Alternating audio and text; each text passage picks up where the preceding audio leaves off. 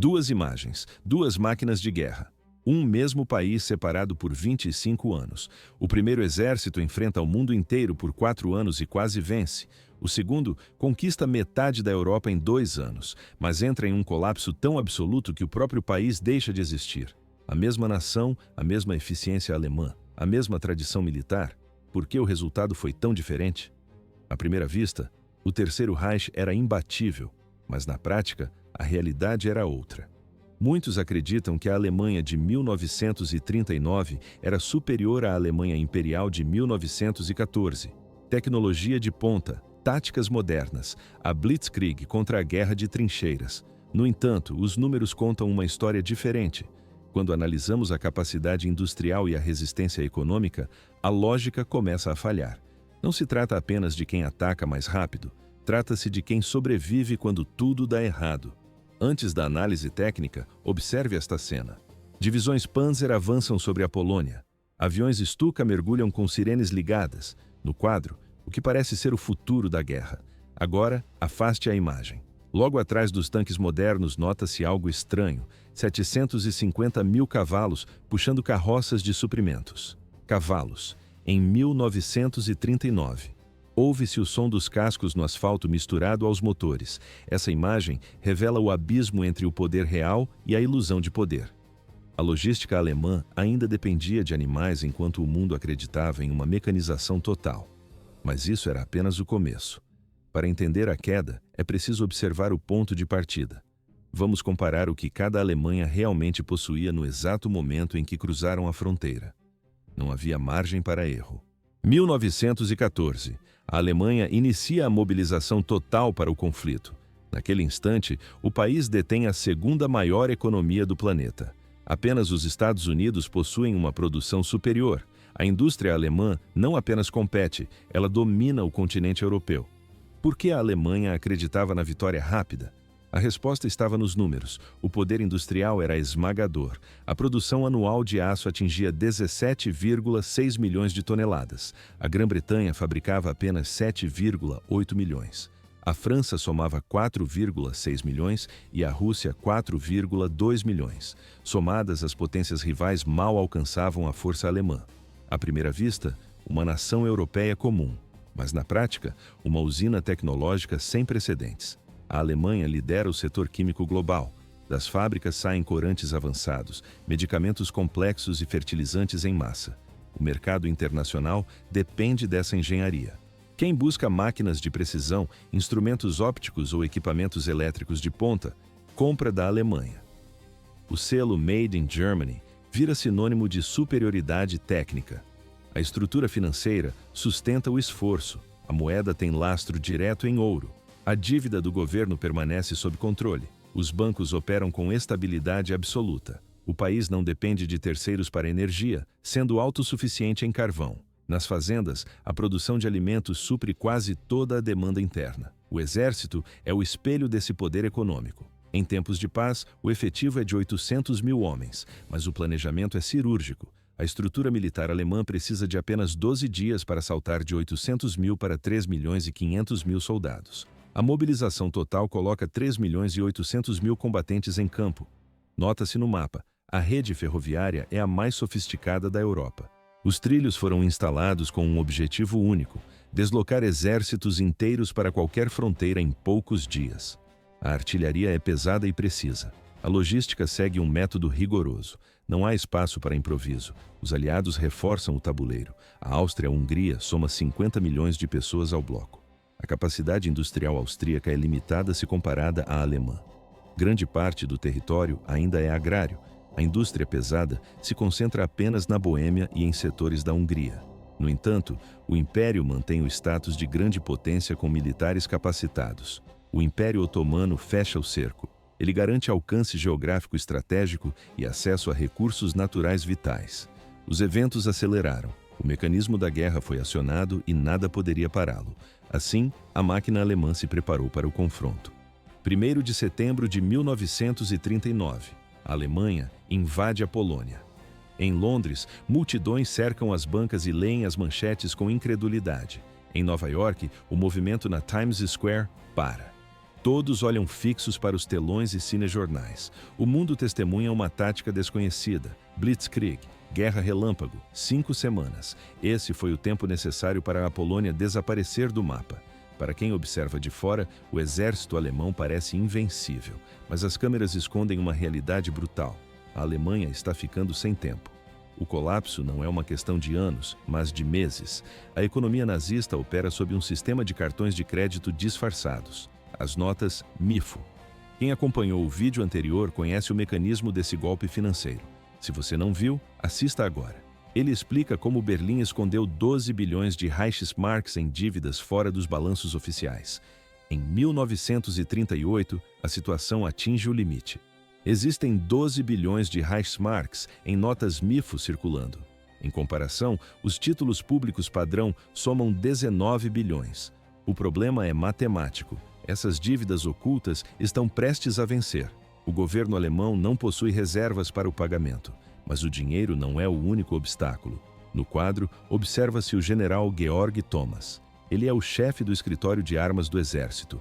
Antes da invasão polonesa, Thomas revisa os estoques de guerra. O relatório entregue ao general Halder é catastrófico. A Alemanha possui combustível e gasolina para apenas 2 meses de combate. A situação da munição é igualmente crítica. Existe o suficiente para vitórias rápidas, mas nada para um conflito prolongado. O marechal de campo Keitel lê o documento. Sua reação é imediata. Ele censura o relatório.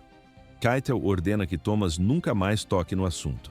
À primeira vista, a Alemanha era uma potência industrial, mas na prática era um país dependente. O regime importa quase todo o seu petróleo. Importa borracha, cobre, tungstênio e minérios estratégicos. A produção doméstica de minério de ferro é insuficiente. Por isso, os alemães dependem das exportações da Suécia. O racionamento de mantimentos começa antes mesmo do primeiro tiro ser disparado. Não havia margem para erro. Por que Hitler invadiu a Polônia em setembro de 1939? A resposta não é o preparo militar, mas o desespero financeiro. A Alemanha estava ficando sem tempo. Ou eles conquistavam recursos rapidamente através do saque, ou o sistema implodiria por dentro. Assim começou a corrida contra a falência. 1914. A Grã-Bretanha impõe um bloqueio naval total. A Alemanha imperial é cortada do comércio global da noite para o dia. O resultado? A Alemanha luta por 4 anos seguidos. Por que o Império resistiu tanto tempo? Parecia impossível sobreviver sem importações. Mas a resposta estava na ciência e na infraestrutura. 4 anos de barragens de artilharia consumindo milhões de granadas. 4 anos alimentando exércitos em múltiplas frentes de batalha. 4 anos substituindo baixas, mantendo ferrovias operantes e fábricas funcionando em potência máxima. Antes da guerra, os alemães investiram no processo Haber-Bosch. Essa tecnologia permitia sintetizar amônia para explosivos sem precisar de nitratos importados. Sem esse avanço químico prévio, a guerra teria acabado em meses. Eles criaram borracha sintética e racionaram comida de forma brutal. O exército permaneceu abastecido. À primeira vista, uma potência militar moderna. Mas na prática, um sistema sustentado por profundidade econômica. A Alemanha imperial tinha reservas e base industrial sólida. A Alemanha nazista tinha apenas um cronômetro correndo para a falência. Os eventos aceleraram a partir de 1939. Há um detalhe que as câmeras de propaganda esconderam na invasão da Polônia. Aquelas divisões Panzer rodando pelas ruas de Varsóvia. Elas representavam uma fração mínima do exército alemão. O grosso da Wehrmacht se movia na mesma velocidade de 1914. Na filmagem, nota-se, os tanques brilham sob o sol. Mas, fora do quadro, a realidade era diferente. A maior parte dos soldados avançava no ritmo de cavalos e mulas. Quase 3 milhões de animais foram usados pelos alemães durante a Segunda Guerra Mundial. Estima-se que 750 mil cavalos morreram em serviço. Em média, 1.100.000 cavalos serviam ao exército em qualquer momento da guerra. As divisões Panzer recebem toda a atenção nos filmes de época, mas a força principal da Wehrmacht dependia de carroças puxadas por tração animal. Isso não era uma escolha tática ou apego às tradições. A Alemanha não tinha escolha. Não havia petróleo suficiente para mecanizar todo o exército. Não havia dinheiro para produzir caminhões para todos os regimentos. Sem combustível e sem recursos, o cavalo era a única opção. Assim, A máquina de guerra de Hitler dependia de uma tecnologia do século anterior. Não havia caminho de volta. 1914. A Alemanha Imperial desloca exércitos inteiros através de trilhos.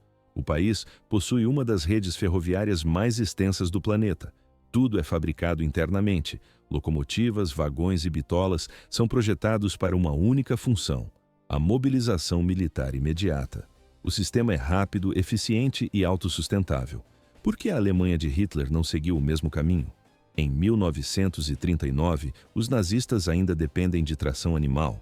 A mecanização total exige recursos que o Terceiro Reich simplesmente não possui. O cavalo ainda é o motor da logística alemã. No mar, o contraste é maior. 1914. A Marinha Imperial Alemã ocupa o posto de segunda maior potência naval do mundo. A frota de alto mar exibe couraçados modernos, os Dreadnoughts, prontos para enfrentar a Marinha Real Britânica. Foram décadas de construção e investimentos massivos em infraestrutura naval. Em 1939, o cenário muda. A Marinha nazista possui apenas um punhado de navios de linha, alguns poucos cruzadores pesados e uma frota de submarinos ainda reduzida.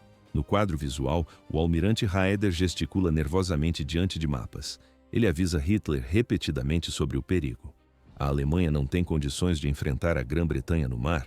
O plano Z era a solução teórica. O objetivo era construir uma frota capaz de desafiar o domínio britânico. Mas havia um problema de cronograma. O plano só estaria concluído em 1948. O cronograma assinado no início de 1939 deixava claro: a frota só estaria pronta em 9 anos. Se a guerra estourasse agora, a Marinha seria inútil em um confronto direto. Restariam apenas operações limitadas e a esperança de sobrevivência. Mas Hitler ignora os avisos e invade a Polônia mesmo assim. À primeira vista, uma decisão suicida, mas na prática, uma aposta calculada. A estratégia não previa uma guerra longa. O plano consistia em uma sequência de guerras curtas e brutais. O objetivo era derrubar a Polônia em semanas, derrubar a França em semanas, derrubar a União Soviética em semanas. O tempo era o inimigo. Era preciso confiscar os recursos dos vizinhos antes que o estoque interno de combustível e aço terminasse. Na Polônia, a lógica funcionou. Os blindados avançaram e a resistência colapsou rápido. O mundo assistia ao início de uma nova tática. Mas o relógio contra o Reich já estava correndo. 22 de junho de 1941. A Alemanha nazista inicia a Operação Barbarossa. É a maior invasão militar da história. 3 milhões de soldados marcham para o leste. 3.000 tanques cruzam a fronteira. 2.000 aviões cobrem o céu. O objetivo é claro e brutal: destruir a União Soviética em apenas 8 semanas. Hitler quer o trigo da Ucrânia e o petróleo do Cáucaso. Ele planeja saquear a indústria russa e depois focar na Grã-Bretanha. Franz Halder, chefe do Estado-Maior do Exército, registra tudo em seu diário. Nas primeiras semanas, suas anotações transbordam confiança. Ele escreve que o Exército Vermelho está colapsando. A vitória parece ser questão de dias, porque Halder estava tão seguro. A inteligência alemã acreditava que o inimigo era fraco, mas a realidade era diferente. Nas páginas de julho e agosto, o tom começa a mudar. Halder nota falhas graves. As linhas de suprimento são longas demais. O combustível acaba rápido. Não há munição suficiente para um combate prolongado. Mesmo assim, Hitler ordena que o avanço continue a qualquer custo. À primeira vista, um triunfo inevitável. Mas na prática, um desastre logístico. Dezembro de 1941. As tropas alemãs chegam a apenas 19 quilômetros de Moscou. Através de binóculos, os oficiais conseguem ver as torres do Kremlin, mas o avanço para ali. Os soldados estão exaustos. No vídeo, nota-se: as roupas dos soldados são finas, feitas para o verão, 5 de dezembro de 1941. A União Soviética lança uma contraofensiva massiva. O inverno atinge o pico. É o mais frio em 200 anos. Os termômetros marcam 40 graus negativos. O frio paralisa a tecnologia alemã. Motores de tanques não ligam. O óleo vira gelo. Os ferrolhos dos fuzis travam completamente. Soldados sofrem com o congelamento de membros em pleno combate. Do outro lado, surgem divisões siberianas frescas. São soldados profissionais treinados para a guerra no gelo. Eles usam esquis, camuflagem branca e armas que não travam. O contraste no campo de batalha é absoluto. Ouve-se o som constante da artilharia russa avançando. A ofensiva alemã para. As tropas iniciam uma retirada desordenada sob o fogo inimigo. O plano de uma guerra rápida termina no gelo de Moscou. De repente, a Alemanha nazista enfrenta o seu maior pesadelo. Uma guerra de extermínio longa e lenta. O inimigo agora consegue repor perdas mais rápido do que a Wehrmacht consegue matar. Assim, começou o fim do Terceiro Reich. 4 anos de resistência total. Foi esse o tempo que a Alemanha Imperial suportou o combate contra a Grã-Bretanha, França, Rússia e, finalmente, os Estados Unidos. O país enfrentava múltiplas frentes de batalha simultâneas. No mar, o bloqueio naval britânico cortava todas as rotas de comércio global. O isolamento era absoluto. Por que o Império durou tanto tempo? A resposta está na estrutura. O colapso só veio quando uma revolução interna destruiu o governo por dentro. No campo de batalha, o exército ainda não havia sido derrotado de forma definitiva. A linha Hindenburg permanecia intacta. As tropas alemãs ainda ocupavam territórios estrangeiros. O que falhou foi a retaguarda e o sistema político. Militar e economicamente, eles sustentaram o esforço de guerra por 48 meses, mesmo em desvantagem numérica. A Alemanha nazista não conseguiria suportar um único ano sob essas condições. Em 1944, o Terceiro Reich já estava no limite absoluto de seus recursos. No quadro geral, vê-se adolescentes e idosos sendo recrutados para as linhas de frente. A escassez de combustível paralisava o país. Aviões não decolavam. Tanques de guerra viravam metal imóvel sem gasolina. Enquanto isso, a base industrial era bombardeada 24 horas por dia. A posição estratégica revela uma realidade ainda mais dura. Em 1914, a Alemanha Imperial contava com aliados que realmente lutavam. Em 1939, Hitler estava sozinho. O Japão travava sua própria guerra isolada na Ásia. A distância geográfica impedia qualquer ajuda logística na Europa. Quando a Alemanha invade a União Soviética em junho de 1941, o Japão não se move. O foco japonês estava no Sudeste Asiático e no Oceano Pacífico. Mas havia um motivo tático para essa paralisia. A Batalha de Khalkhin-Gol, em 1939, mudou tudo. Naquela ocasião, as forças soviéticas derrotaram o Japão de forma decisiva. O alto comando em Tóquio entendeu que enfrentar o Exército Vermelho custaria caro demais. O resultado foi diplomático. Os japoneses assinaram um pacto de neutralidade com a União Soviética em abril de 1941. Isso aconteceu apenas 2 meses antes da invasão alemã. Na prática, a Alemanha lutaria contra os soviéticos sem qualquer apoio no Oriente. Assim, o isolamento de Berlim tornou-se total. 10 de junho de 1940. Benito Mussolini declara guerra à França e à Grã-Bretanha. O objetivo era claro: provar que a Itália era uma grande potência mundial. Eles tinham um exército numeroso, uma marinha potente e colônias estratégicas na África. Mas a realidade foi o oposto. A Itália não se tornou uma força de ataque. Tornou-se um fardo insuportável para o eixo. 13 de setembro de 1940, tropas italianas invadem o Egito a partir da Líbia. A resposta britânica veio rápido com a Operação Compass.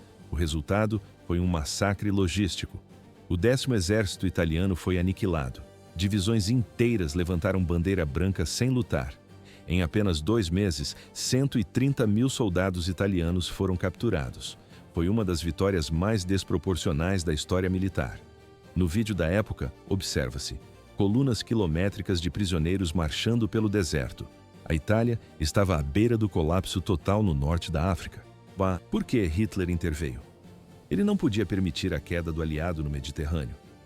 Em fevereiro de 1941, a Alemanha é obrigada a enviar Erwin Rommel e o Afrika Korps. O que seria uma campanha alemã focada na Europa agora drenava recursos para o deserto. Mas o desastre não parou por aí. 28 de outubro de 1940, Mussolini invade a Grécia por puro ego. O resultado foi humilhante. Os gregos não apenas resistiram, como empurraram os italianos de volta para a Albânia. Os gregos ocuparam 25% do território albanês. Mais uma vez, Berlim teve que agir. 6 de abril de 1941. A Alemanha invade a Iugoslávia e a Grécia para salvar Mussolini do vexame. Mas o preço foi alto. Essa manobra atrasou a Operação Barbarossa em 5 semanas. 5 semanas cruciais. A invasão da União Soviética, que deveria ocorrer no calor, foi empurrada para o outono. Historiadores sustentam um ponto central. Esse atraso custou a guerra para a Alemanha.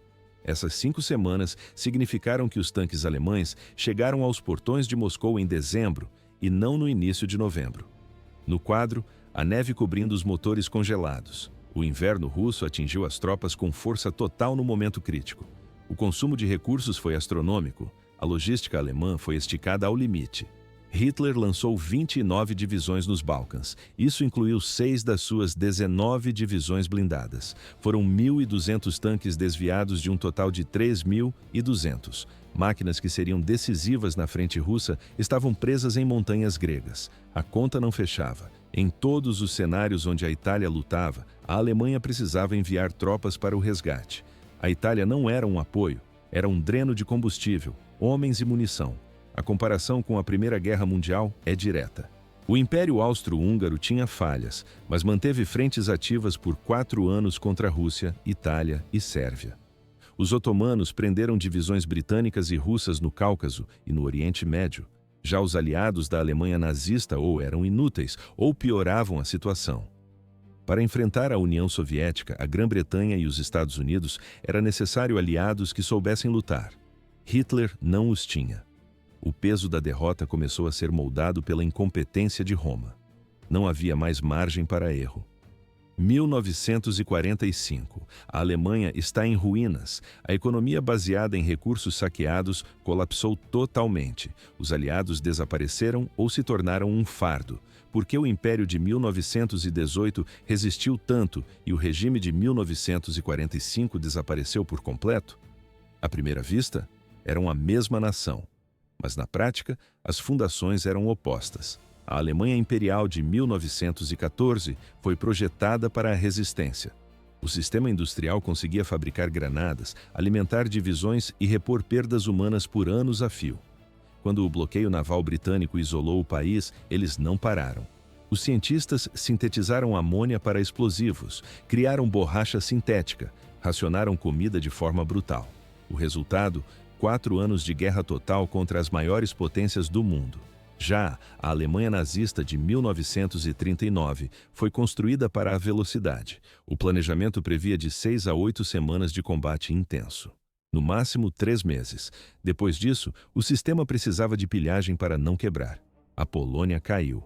Berlim tomou seus recursos. A França caiu. Os nazistas confiscaram o ouro, as fábricas e toda a estrutura econômica francesa. No quadro, o que se vê não é o poder da indústria alemã. O que sustenta os primeiros 2 anos da Segunda Guerra Mundial é o roubo sistemático.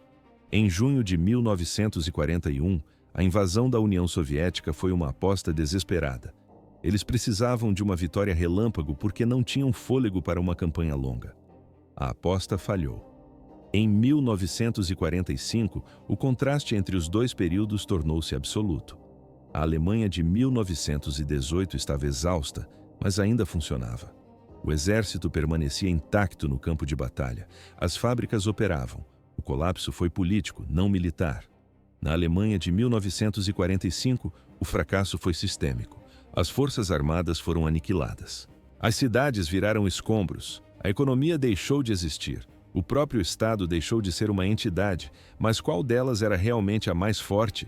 Se a métrica for tecnologia e tática em um único ponto no tempo, a Alemanha de 1939 vence. Eles tinham tanques superiores, aviões modernos e uma doutrina de armas combinadas revolucionária. Mas a guerra não é apenas um frame estático. Se a medida for a capacidade de sustentar e vencer um conflito de larga escala, a realidade muda. O Império foi construído sobre a realidade econômica e a resiliência. O Terceiro Reich foi construído sobre uma bomba relógio. Não havia margem para erro. Quando a velocidade acabou, o sistema implodiu. Não foi uma disputa equilibrada, porque a força real não está no primeiro soco. A força está em continuar de pé quando a luta entra na prorrogação. Adolf Hitler estudava a Primeira Guerra Mundial de forma obsessiva. Ele passava horas analisando mapas e relatórios antigos. O objetivo era único: entender por que a Alemanha perdeu em 1918. Sua conclusão foi direta: a Alemanha não foi agressiva o suficiente. Eles lutaram na defensiva. Eles não golpearam com força total logo no início. Hitler acreditava que o erro foi permitir que o conflito virasse uma guerra de desgaste.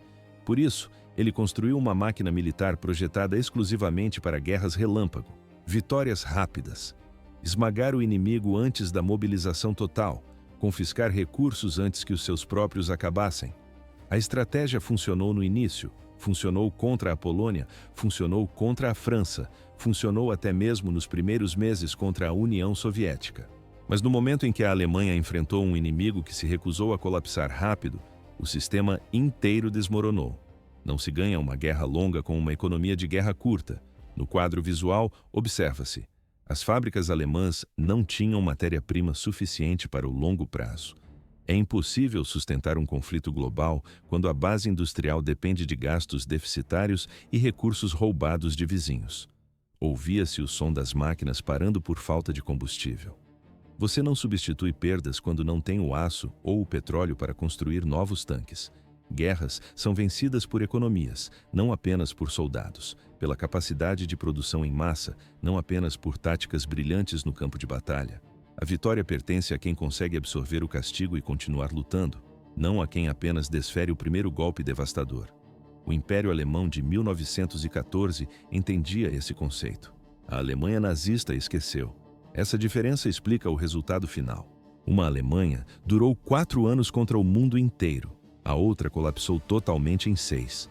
Por que o modelo de Blitzkrieg falhou contra a resistência industrial? À primeira vista, o exército parecia invencível, mas na prática, ele era uma estrutura frágil que dependia de velocidade constante para não quebrar. Imagine que você é um planejador militar em 1939. Existem 2 opções sobre a mesa. Opção 1. Construir um exército focado em golpes de nocaute rápidos. Opção 2. Construir uma força voltada para a resistência de longo prazo. Hitler escolheu a velocidade, Blitzkrieg, ganhar rápido ou desmoronar.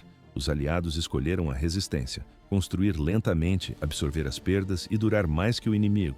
A história mostra que a resistência venceu, mas em 1939, antes do primeiro tiro, qual estratégia pareceria mais lógica?